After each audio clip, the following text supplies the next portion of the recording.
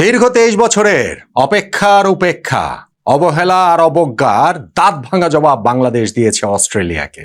23 বছর ধরে যেই অস্ট্রেলিয়া বাংলাদেশকে টেস্ট খেলতে ডাকার যোগ্য বলেই মনে করেনি, চারবার যারা সেই টেস্ট সফর বাতিল করে দিয়েছে বিভিন্ন অজুহাতে, যেগুলো বাংলাদেশের জন্য ভীষণ রকম অপমানজনক ছিল, সেই অস্ট্রেলিয়াকে প্রথম সুযোগেই 23 বছর পর যখন বাংলাদেশ হারিয়ে দেয় ডারউইনে, সেটা অবশ্যই দাঁত ভাঙা জবাব।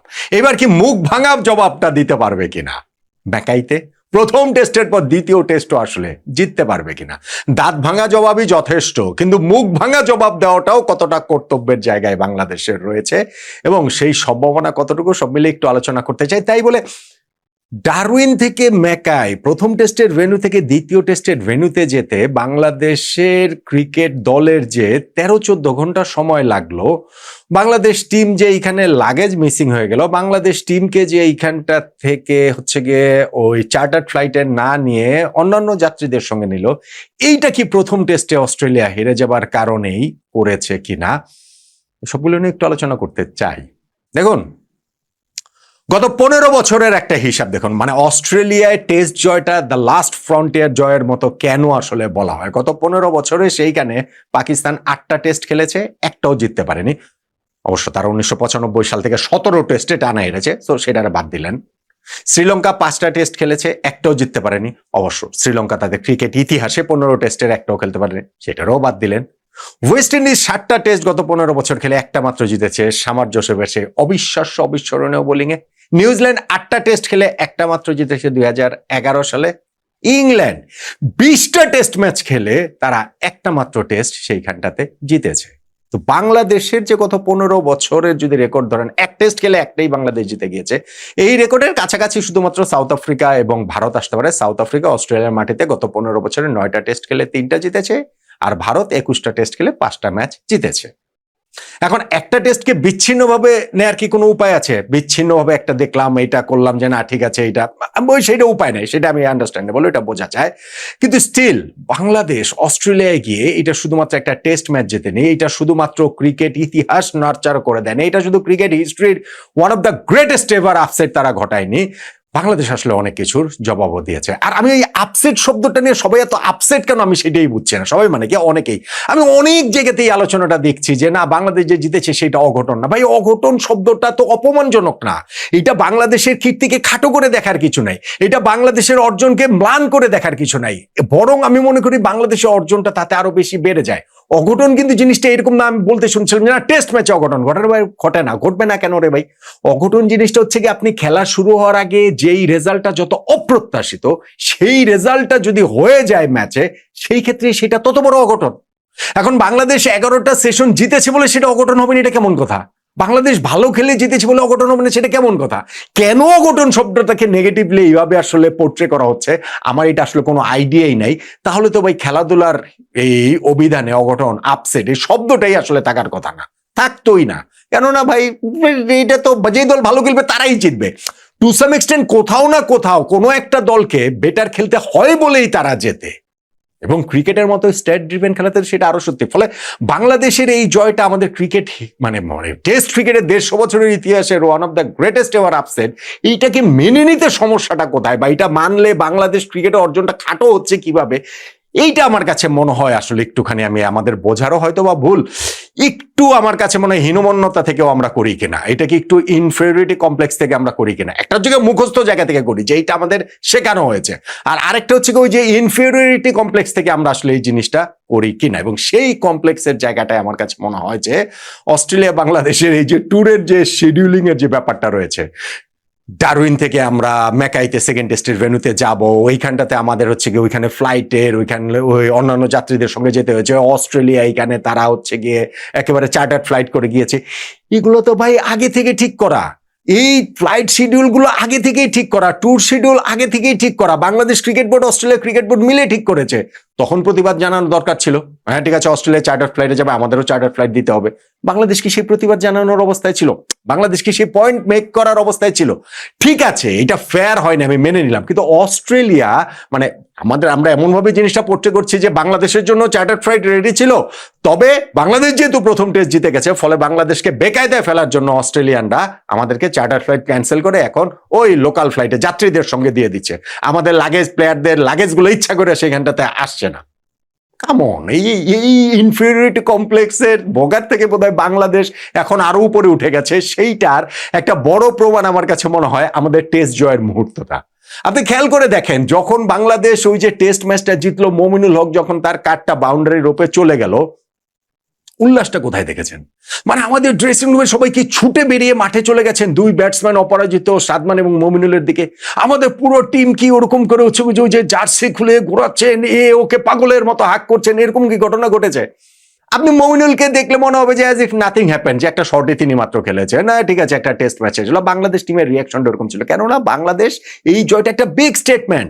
আমরা অস্ট্রেলিয়ার মাটিতে অস্ট্রেলিয়ার বিপক্ষে টেস্ট ম্যাচ জিততে পারি, এইটা আমাদের জন্য ওভার দ্য মুন কিছু না, মানে এটা যে একেবারে অসম্ভব অলিক কোনো কিছু না, সেইটা আমাদের টিমের সেই বডি ল্যাঙ্গুয়েজটাতে বোঝা গেছে। সো সেটা আমরা কেন দেখাতে পারবো না? আমরা কেন এই জায়গাটাতে একটা ইস্যু ক্রিয়েট করবো যে না বাংলাদেশের জন্যই আসলে এই যে আমাদের ফ্লাইটের এইসব জটিলতা তৈরি করা হচ্ছে, আমাদের এই যে লাগেজ টাগেজ মিসিং করে দেওয়া হচ্ছে, এইটা এইভাবে ওয়ার্কআউট করে না। এইটা নিয়ে কথা বলার হলে এটা ট্যুরের আগে করা উচিত ছিল। এইটা নিয়ে বাংলাদেশ ক্রিকেট বোর্ড, ক্রিকেট অস্ট্রেলিয়ার মধ্যকার এই ম্যানেজমেন্টটা, এই শিডিউলিংটা, এই ট্রাভেল ম্যানেজমেন্টটা এটা আগে থেকে আসলে হয়ে গেছে। এটা বাংলাদেশ প্রথম টেস্ট জিতেছে বলে হয় নাই।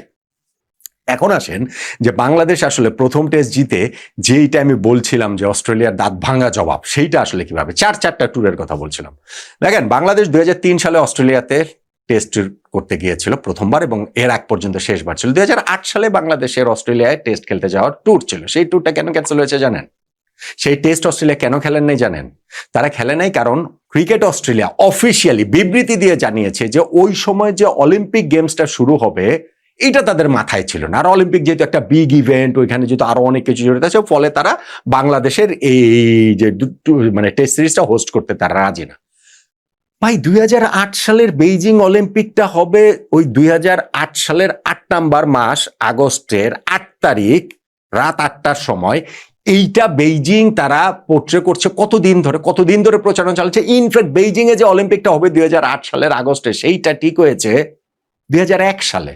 তো cricket Australia all of a sudden 2008 সালের ওই সময় এসে তাদের মনে হলো যে না, ও আচ্ছা বেইজিং অলিম্পিক আছে, সো বাংলাদেশের সঙ্গে আমরা টেস্ট সিরিজ হোস্ট করতে পারবো না। এটা কি সত্যি? এটা কি হয়? এটা হচ্ছে গিয়ে মিথ্যা, এটা ডাহা মিথ্যা কথা, এবং বাংলাদেশকে তুচ্ছতা ছিল কারণ বাংলাদেশের আসলে আর কি আর করা, কিছুই তো করার ছিল না। কিন্তু ক্রিকেট অস্ট্রেলিয়া বলেছিল যে না, এই ট্যুরটা 2 বছর পর হবে 2010 সালে। 2010 সালে কি বাংলাদেশ অস্ট্রেলিয়া কি গিয়েছিল? আমরা তো অস্ট্রেলিয়া যাইনি, আমরা তো টেস্ট খেলিনি। কেন? কি জানি, ওই সময় যে মানে উইন্টার অলিম্পিক ছিল সেই কারণেই হয়তো বা ওই সময়টা আমরা টেস্টে খেলিনি। 2018 সালে অস্ট্রেলিয়ায় আবার বাংলাদেশে যাওয়ার কথা ছিল, বাংলাদেশ কি গিয়েছিল? না, যায়নি। এবং ক্রিকেট অস্ট্রেলিয়া ওই সময় একেবারে সরাসরি বলেছিল যে বাংলাদেশের এই ট্যুরটা হোস্ট করা তাদের জন্য কমার্শিয়ালি ভায়াবল না। তো কমার্শিয়ালি ভায়াবল না হলে তাহলে তারা হোস্ট করবেন না। বাংলাদেশ যে ধরেন বাংলাদেশ বিশ্ব ক্রিকেটে বিরাট কোনো হর্তাকর্তা না, কিন্তু আমাদের দেশ সফর করতে যে আসে জিম্বাবুয়ে, সেটা কি বাংলাদেশের জন্য কমার্শিয়ালি খুব লাভজনক? আমাদের দেশে যে নেদারল্যান্ডস এসেছিল, আমাদের জন্য কি খুব লাভজনক? তো বাংলাদেশ ক্রিকেট টিম সেটা করবে না। অস্ট্রেলিয়া ক্রিকেট টিম কমার্শিয়ালি লাভজনক না হলেই সেটা করবে না। এবং ওই সময় ক্রিকেট অস্ট্রেলিয়ার সিইও জেমস সাদারল্যান্ড বলেছিলেন যে এইটা হচ্ছে গিয়ে অস্ট্রেলিয়ার ফুটি সিজন, ফলে ওই সিজনে সবার মনোযোগ সেই দিকে থাকবে, ফলে বাংলাদেশের সঙ্গে টেস্ট সিরিজটা তারা হোস্ট করতে চাইছে না, কমার্শিয়ালি সেটা আসলে লাভজনক হবে না। ভাই, ক্রিকেট অস্ট্রেলিয়া বাংলাদেশের টেস্ট সিরিজ তারা বাতিল করে হচ্ছে গিয়ে সামার অলিম্পিক, সেটা তারা জানে না, হঠাৎ করে মনে পড়ে তাদের ওখানে ফুটি সিজন, সেই জন্য তারা হচ্ছে গিয়ে হোস্ট করে না, তাদের কমার্শিয়ালি ভায়াবল হবে না সেই জন্য হোস্ট করে না। 2020 সালে যাওয়ার কথা ছিল, সেইটাও আবার ওই কোভিডের কারণে বাতিল হয়েছে, ফলে গিয়ে আমরা 2003-এর পরে 2026 23 বছর পরে অস্ট্রেলিয়ায় টেস্ট ট্যুর করতে গিয়েছি। এবং সেই জন্যই প্রথম টেস্টে যে বাংলাদেশের জয়টা, সেটা একটি স্টেটমেন্ট ভিক্টরি, এবং সেইটা আসলে সত্যিকার অর্থে অস্ট্রেলিয়ার বিপক্ষে একটা দাঁত ভাঙা জবাব। আর মুখ ভাঙা জবাবটা দিতে পারবে কিনা ম্যাকাইতে দ্বিতীয় টেস্ট জয়ের পরে? অঘটনের কথাটা যেটা বলছিলাম, সেটা প্রথম টেস্ট জয়টা যত বড় অঘটন ছিল, যেটা একেবারে আউট অফ দ্য ব্লু ছিল, কেউ ভাবতেই পারেনি। এখন দ্বিতীয় টেস্টটা তো বাংলাদেশ জিতলেও জিততে পারে, প্রথম টেস্ট যখন আমরা জিতেছি, হ্যাঁ বলতে পারেন যারা অস্ট্রেলিয়া তো এরকম পরিস্থিতিতে বারবার ঘুরে দাঁড়ায়, তারা হচ্ছে গিয়ে খুবই প্রবলভাবে ফিট আসবে। আজকে আমাদের coach, head coach Phil Simmons সেই কথা বলেছেন। বা আপনি 2006 সালের কথা যদি মাথায় রাখেন, যে ফতুল্লায় আমরা সেই টেস্টটা প্রায় জিতে গিয়েছিলাম, শেষ পর্যন্ত 3 উইকেট হেরেছি। এবার সেকেন্ড টেস্ট চট্টগ্রামে গিয়ে আমরা ইনিংস ব্যবধানে হেরে গেছি। ফলে এইসব শঙ্কার জায়গা তো রয়েছে, কিন্তু একই সঙ্গে ইতিহাস তো কোথাও না কোথাও গিয়ে চেঞ্জও হয়, ইতিহাস তো কোনো না কোনো পয়েন্ট থেকে ঘুরেও দাঁড়ায়। ফলে বাংলাদেশ অস্ট্রেলিয়ার বিপক্ষে যে দাঁত ভাঙা জবাব আমাদের এই 23 বছরের অপেক্ষা, উপেক্ষা, অবজ্ঞা আর অবহেলার দিতে পেরেছে, সেটা কি মুখ ভাঙা জবাবে নিয়ে যেতে পারবে কিনা সেকেন্ড টেস্ট ম্যাকাইতে, ওইটা আসলে খুব ইন্টারেস্টিং বিষয় হবে। আর যদি সেটা আমরা পারি, এতদিন পর্যন্ত যেটা আসলে একটু ঠারে ঠোরে বলছিলাম, প্রথম টেস্টের পরও অত জোর গলায় বলছি না, জাস্ট ইকুয়েশনটা দিয়েছি, জোর গলায় বলিনি, কিন্তু ম্যাকাইতেও যদি জিততে পারে বাংলাদেশ, অস্ট্রেলিয়ার বিপক্ষে দ্বিতীয় টেস্টও যদি জিততে পারে বাংলাদেশ, ওয়ার্ল্ড টেস্ট চ্যাম্পিয়নশিপের ফাইনাল খেলাটা তখন বাংলাদেশের পক্ষে সম্ভব হবে, খুবই সম্ভব হবে। তার চেয়ে আগের প্রশ্ন যেটা, সেটা হচ্ছে অস্ট্রেলিয়ার বিপক্ষে এই 23 বছরের অপেক্ষা, উপেক্ষা, অবজ্ঞা, অবহেলার জবাব, দাঁত ভাঙা জবাব আমরা প্রথম টেস্টে দিতে পেরেছি, দ্বিতীয় টেস্টে কি মুখ ভাঙা জবাবটা নাজমুল হোসেন শান্তর দল দিতে পারবে?